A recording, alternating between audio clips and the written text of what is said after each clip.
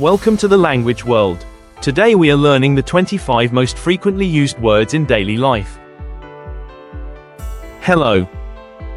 Merhaba. Bye.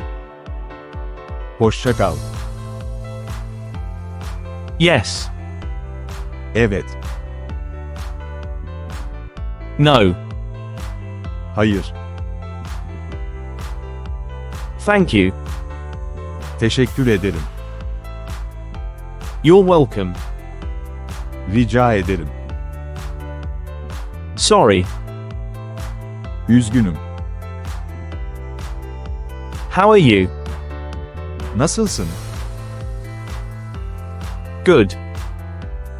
İyi. Bad. Kötü. It's okay. Sorun değil. Maybe. Belki. Of course. Tabii ki. I. Ben. You. Sen. You. Siz. He. O. She. O. We. Biz. They. Onlar. What? Ne? When? Ne zaman?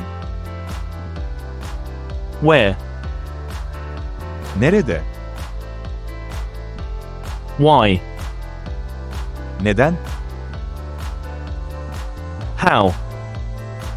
Nasıl? Quiz time. Sen. Sen.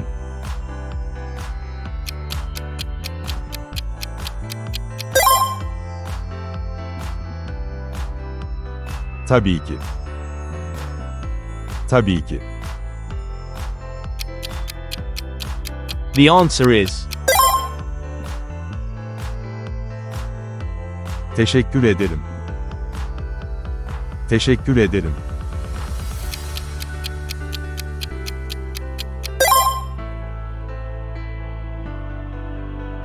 Hoşça kal. Hoşça kal. The correct answer is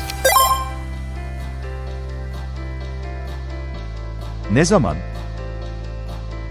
Ne zaman?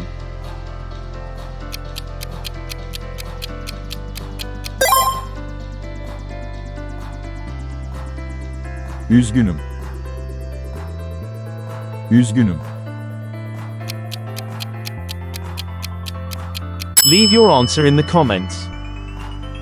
Thanks for watching. Don't forget to subscribe to our channel to learn more languages. See you in the next video.